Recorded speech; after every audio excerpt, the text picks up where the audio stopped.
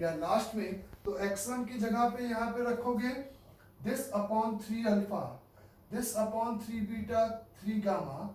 तो आपका इस रिलेशन से x1 का स्क्वायर प्लस y1 का स्क्वायर z1 का स्क्वायर कॉमन निकल जाएगा बच्चे, और यहाँ पे बचेगा क्या आपके पास, 2 divided by is a simply 3 alpha is a plus is a बोले 1 divided by 3 beta and minus 2 divided by 3 gamma is equate with 3।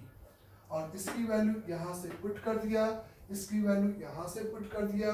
तो यहाँ से पुट करने के बाद 1 upon alpha square, 1 upon beta square, 1 upon gamma square whole multiplied by 2 upon alpha, 2 upon alpha, एक तो 9 common निकाल लिया मैंने, is a 1 upon beta and minus 2 upon gamma is equate with, एक तो 3 पहले से था, 9 इधर से आ गया, 9 3 27, 27 इंटू 3 81, ये आंसर हो गया। तो फाइनली ये आपका उस पर्टिकुलर पॉइंट का लोकस आ गया अल्फा बीटा गामा, जिसको अपन को कैलकुलेट करना था। तो इसी में लास्ट में अल्फा बीटा गामा को अपन ने किससे रिप्लेस कर दिया, x comma Y comma Z से सिंपली रिप्लेस कर दिया गया, और इस तरीके से अपन आंसर कैलकुलेट कर सकते हैं। अंडरस्टैंड सभी को। तो ये आपका लोकस आ गया इस तरीके से सेंट्रॉइड का, जो कि हमें कैलकुलेट करना था। तो प्लेन पे वेरिएबल पॉइंट लेकर ओपी के परपेंडिकुलर प्लेन लिखा गया, जैसा बोला गया था वैसे प्रोसीड करते गए, और फाइनल आंसर इस तरीके से हमें मिल जाएगा। अंडरस्टैंड सभी को।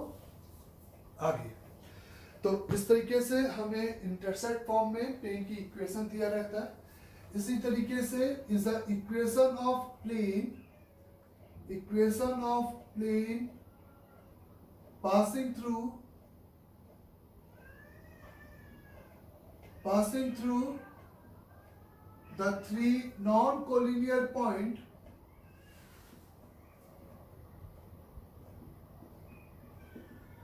x1 comma y1 comma z1, x2 comma y2 comma z2 and is a x3 comma y3 comma z3। In 3 point से जाने वाले अगर हमें प्लेन के इक्वेशन की यहाँ पे बात करना है, तो एज अ एग्जांपल तो हम ऑलरेडी कर चुके हैं, बस एज अ थियोरेटिकली अगर हम बात करें कि इन 3 पॉइंट से जाने वाले प्लेन की इक्वेशन लिखने का एक तरीका यही बताया गया कि एक पॉइंट को टेल मानकर इस 2 वेक्टर से नॉर्मल वेक्टर निकाल लो, और नॉर्मल वेक्टर और पासिंग थ्रू द पॉइंट को लेकर हम प्लेन की इक्वेशन बहुत आराम से लिख सकते हैं।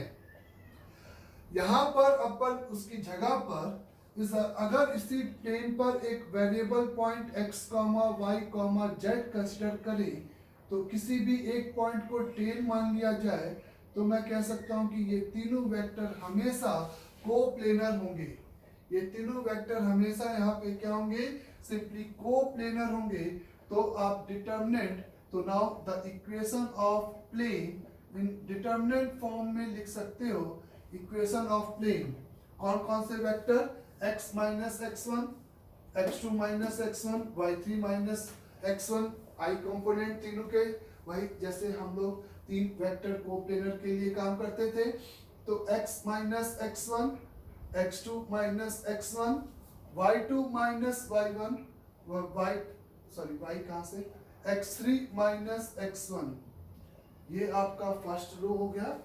सेकेंड रो y माइनस का y1, y माइनस का y1 इज y2 माइनस का y1, y2 माइनस का y1, z2 minus y3 minus का y1। क्लियर सभी को।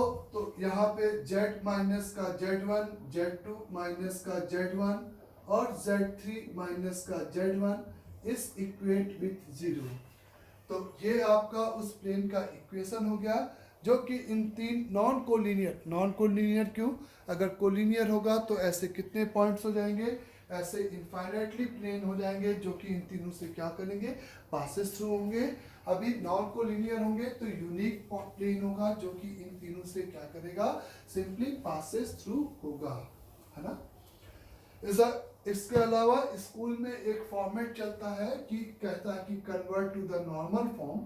तो पहले नॉर्मल फॉर्म हम लोग देख लेते हैं क्या होता है। The normal form of a plane, the normal form of a plane यानी कि आप ऐसे बोलते हो कि अगर उस प्लेन का इक्वेशन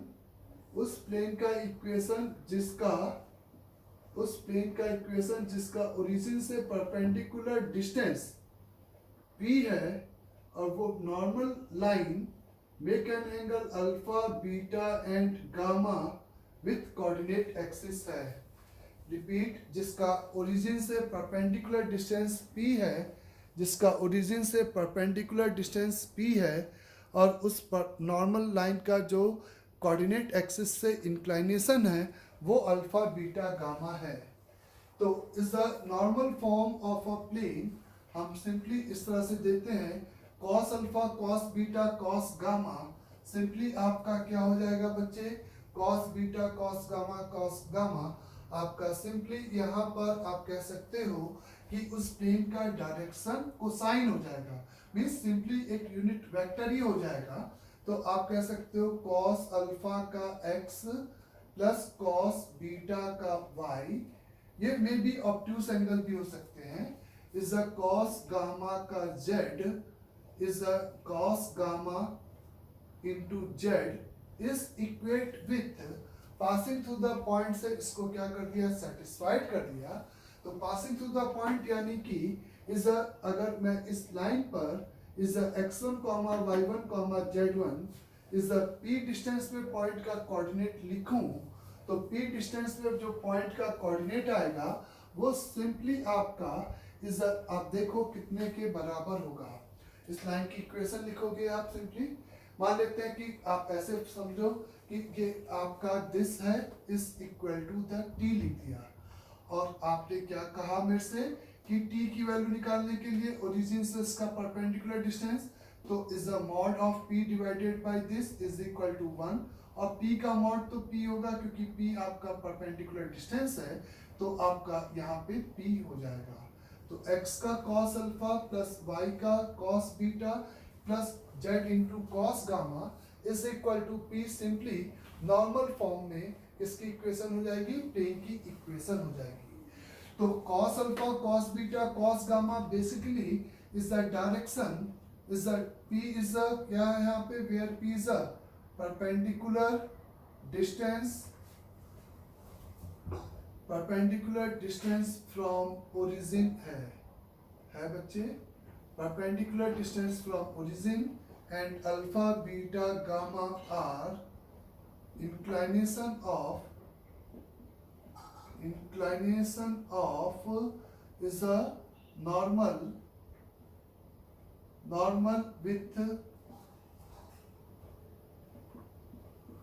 coordinate axis respectively है। यहाँ तक क्लियर सभी को, alpha beta gamma are the inclination of the normal with the coordinate axis respectively है। तो इस प्लेन की इक्वेशन ये हो जाएगी। हमें टू कन्वर्ट, जैसे कोई भी प्लेन की इक्वेशन दे रखा है 2x प्लस वाई माइनस का 2z इज इक्वल टू 6 दे रखा है और कहता है कि इसको टू कन्वर्ट स्कूल में बोर्ड के हिसाब से to convert in normal form. तो इसको नॉर्मल फॉर्म में बदलने के लिए आप क्या काम करते हो कि इक्वल के उधर एक पॉजिटिव नंबर होना चाहिए क्योंकि वो डिस्टेंस को रिप्रेजेंट करे और इधर जो एक्स वाई जेड का कोफिशिएंट है वो उस नॉर्मल वेक्टर के डायरेक्शन को साइन हो जाए। उसके लिए आप इसको is under root A square B square C square से डिवाइड कर देते हो, यानी कि इस इक्वेशंस को डिवाइड कर दोगे 3 से, 4 प्लस 1 प्लस 4 9 और तो 3 से डिवाइड कर दिया तो 2/3x प्लस 1/3 का y माइनस 2/3 का z is equal to the 2 हो जाएगा। तो आप कहोगे कि this is the normal form where the normal vector make an angle with the x axis cos inverse का 2/3, with the y-axis cos inverse का 1/3 and with the z-axis pi minus का cos inverse 2/3 normal vector, यानी कि origin से जो अपन vector plot कर रहे हैं उसके इंक्लिनेशन को। अगर यहाँ पे -6 होता तो मैं माइनस से भी साथ में डिवाइड करता। फॉर एग्जाम्पल अगर हमें कहा गया है x माइनस वाई प्लस का 2z प्लस का 3 इज इक्वेट विथ 0, इसको नॉर्मल फॉर्म में कन्वर्ट करो तो इधर हम निगेटिव नंबर नहीं रख सकते, हम इसको लिखेंगे minus X plus Y minus का 2z is equate with 3। Understand सभी लोग? 1 + 1 + 6, तो रूट के 6 से डिवाइड करके इसको हम यूनिट वेक्टर बनाएंगे। तो क्योंकि हमें direction cos alpha cos beta and cos gamma चाहिए, 1/√6 into Y minus 2 divided by root का 6 into Z is 3 divided by root का 6।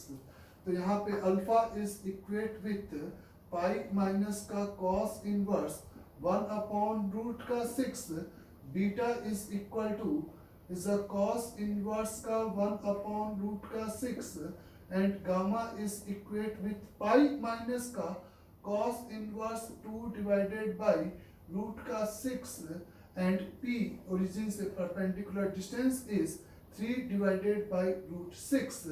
ये उस प्लेन का ओरिजिन से सिंपली क्या आ जाएगा, आपको परपेंडिकुलर डिस्टेंस मिल जाएगा।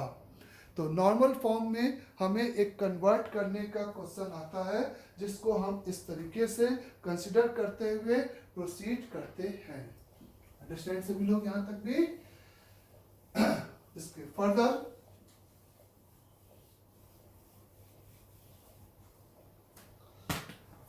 आपको आता है family of a plane.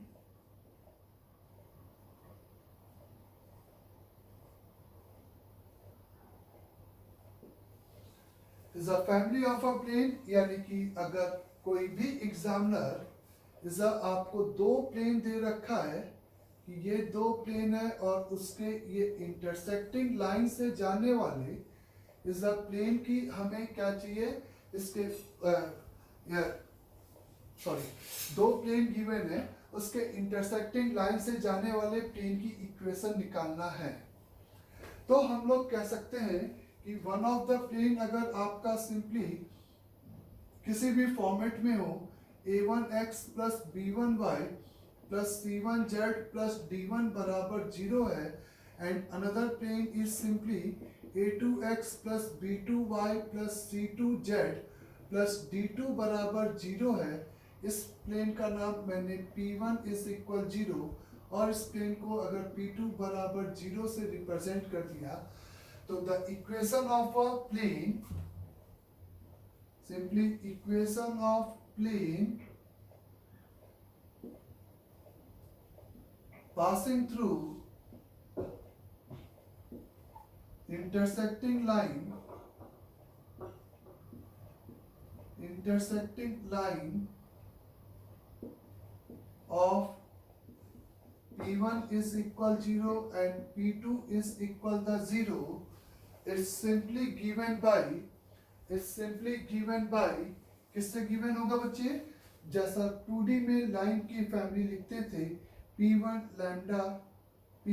Lambda multiple of P2 बराबर 0, क्योंकि सबसे पहले ये एक लीनियर इक्वेशन आएगा यानी कि प्लेन है और P1 और P2 की जो इंटरसेक्टिंग लाइन होगी वो उसके लिए P1 भी 0 और P2 भी 0, तो irrespective of is the lambda ये पॉइंट ऑफ इंटरसेक्शन हमेशा इसको सेटिस्फाइड करेंगे और ये फाइनली XYZ में एक लीनियर इक्वेशन है। तो इसलिए ये आपका उस लाइन से जाने वाला one of the variable plane होगा। तो कभी भी दो प्लेन की इंटरसेक्टिंग लाइन से अगर हमें इज अ प्लेन कैलकुलेट करना है तो हम उसका equation P1 plus lambda P2 बराबर 0 कंसिडर करेंगे। यूनियन में हम ये जरूर कंसिडर करेंगे, हमें एक और कंस्टेंट दिया होगा कि इन दो पॉइंट से जाने इन दो प्लेन की लाइन से जाने वाला प्लेन निकालो, तो उस कांस्टेंट के लिए लैम्डा की वैल्यू आएगी। यूनियन में हम एक P2 बराबर 0 को ना इज अ वेरीफाइड करना ना भूलें। हो सकता है कि गिवन कांस्टेंट को इटसेल्फ जिसके साथ तुम लैम्डा लगा रहे हो वो भी आंसर हो, उस केस में लैम्डा आपका कैलकुलेट नहीं होगा।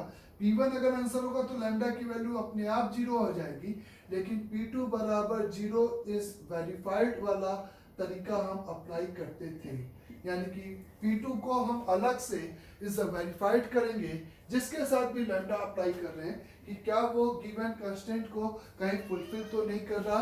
इस तरीके का हम कॉन्सेप्ट यहाँ पे फैमिली ऑफ द प्लेन के लिए सिंपली अप्लाई करते हैं। अंडरस्टैंड सभी को यहाँ तक? तो जैसे आपको लिखा है कि find the equation of plane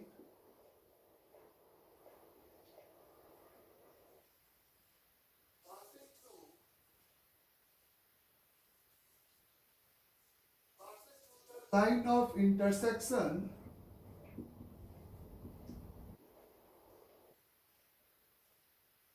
of two planes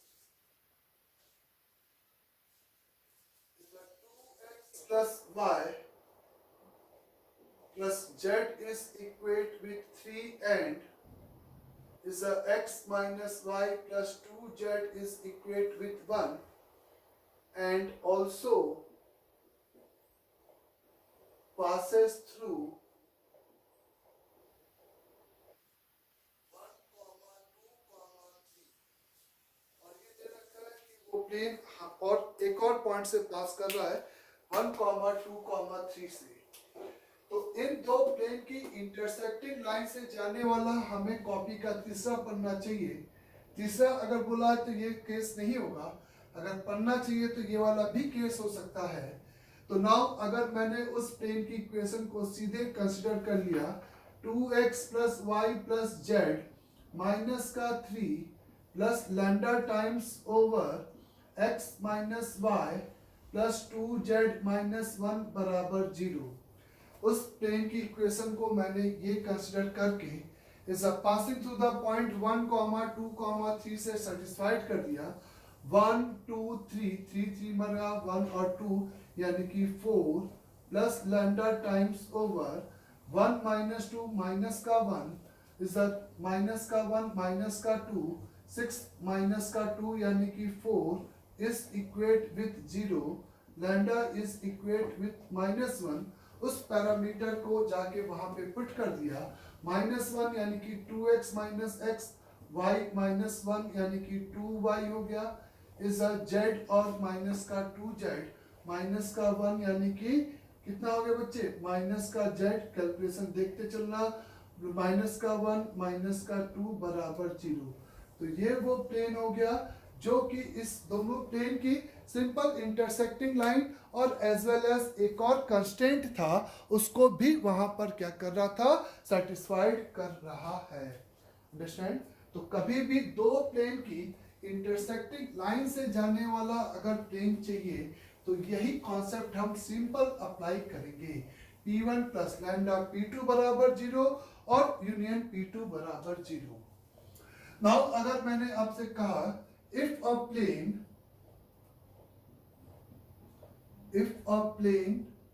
2x plus y plus z plus 1 बराबर 0 is rotate of an angle 90 degree with respect to intersecting line with x minus 2y plus 3z is equal to 5 if a plane is rotate of an angle 90 degree with respect to the intersecting line with this plane, then find equation of plane in new position। New position में हमें उस plane का क्या चाहिए, simply equation यहाँ पर चाहिए, नए उस प्लेन का नए इस फॉर्मेट में नई पोजीशन चाहिए। ठीक है यहाँ तक बच्चे।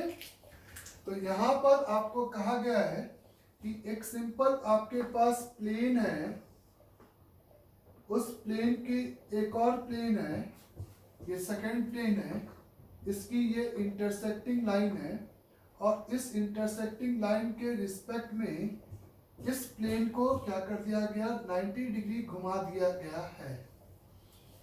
तो इस नए प्लेन का इक्वेशन चाहिए। तो इसका मतलब आप अगर फील करो तो आपको अगेन इन दो प्लेन के इंटरसेक्टिंग लाइन से ही जाने वाला एक प्लेन चाहिए।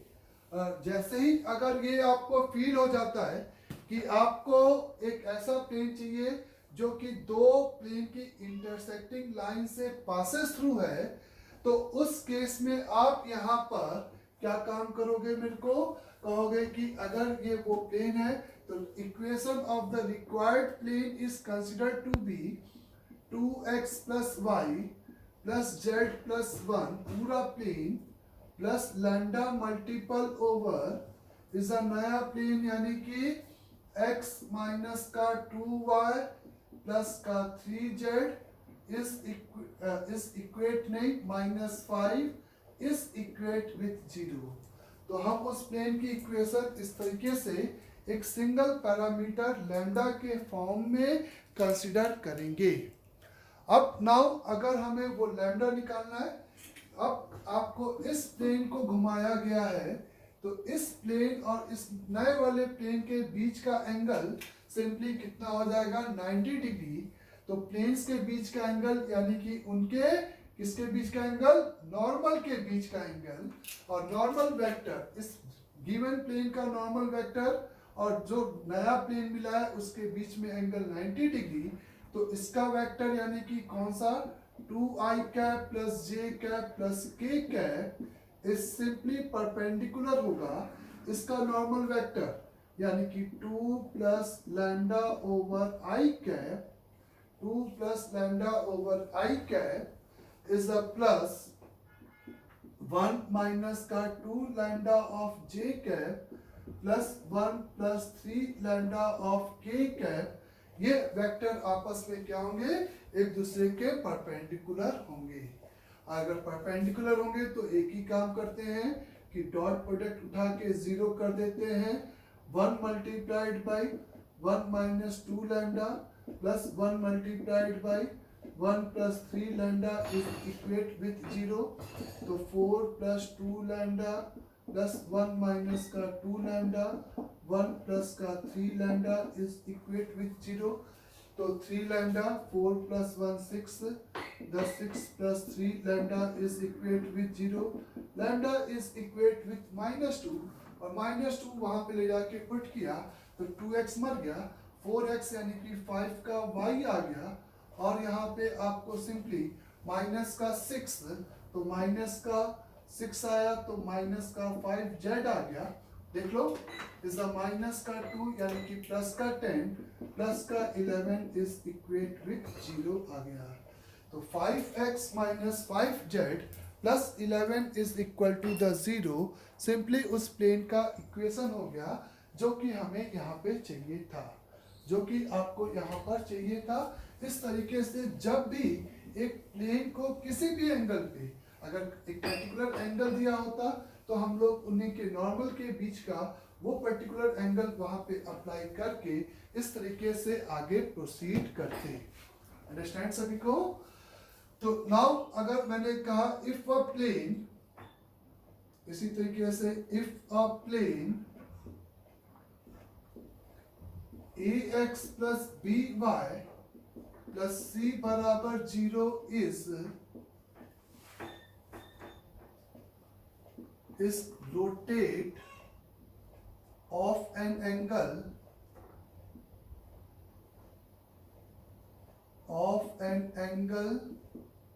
theta with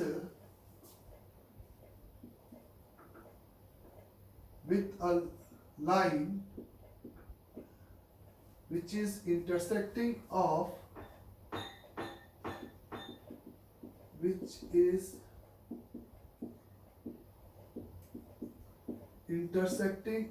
given plane and xy plane. Then find the equation of plane in new position. तो अगर इस प्लेन को आपको थीटा एंगल पे रोटेट किया गया है, अगर इस प्लेन को सिंपली थीटा एंगल पे रोटेट किया गया है विथ अ लाइन, एक लाइन के रिस्पेक्ट में जो कि intersecting of the given plane and X Y plane है, तो आपको नई पोजीशन में प्लेन की इक्वेशन चाहिए। तो किस किस प्लेन की बात हो रही है? एक गिवन प्लेन ये है और एक X Y plane. X Y plane का इक्वेशन इस एक्स वाई प्लेन का इक्वेशन आपका सिंपली कितना हो जाएगा? z बराबर 0। आपका ये ax plus B Y plus C बराबर 0 है। एक्स वाई प्लेन यानी कि z बराबर 0 हो गया और इस प्लेन को सिंपली थीटा एंगल रोटेट कर दिया गया है। तो नए प्लेन की इक्वेशन हम सपोज करेंगे फिर से ax plus B Y plus c plus lambda multiplied by z is equate with 0, यानी कि ax plus B Y plus lambda times of z plus c बराबर 0। तो इस गिवन प्लेन को रोटेट चूंकि किया गया है तो इस प्लेन और इस प्लेन के बीच का एंगल थीटा हो गया, तो वो थीटा बेसिकली उनके नॉर्मल के बीच का हो गया। इस पहले वाले वेक्टर का normal vector eta 1 vector is equal to A I cap plus B J cap, उसमें जेड नहीं है तो सी के कैप नहीं लिखना है, ये एक कॉमन मिस्टेक हो सकती है। लैम्डा 2 की बात करोगे तो वो आपका ए का आई कैप प्लस बी का simply J cap plus lambda of के कैप हो जाएगा और इन दोनों के बीच का अगर एंगल थीटा है तो cos theta is equate with simply A square plus B square upon में 0 under root over A square plus B square into under root over is A square plus B square plus lambda square. तो ये और ये इधर चला गया, इसको इधर और इसको उधर लेके चले जाएं तो आपको मिलेगा A square plus B square plus C square plus lambda square, sorry ये term lambda square into cos square theta A square plus B square into इसको मैंने सेक स्क्वायर थीटा लिख दिया, इसको उधर ले जाऊं तो lambda is equate with plus minus sec theta multiplied by under root over a square plus b square। तो इस लैम्डा की वैल्यू को वहां पे ले जाके सब्स्टिट्यूट कर दूं तो the equation of the required plane is become ax plus by is a plus minus the sec theta multiplied by under root over a square plus b square is a square plus b square into z plus C बराबर 0।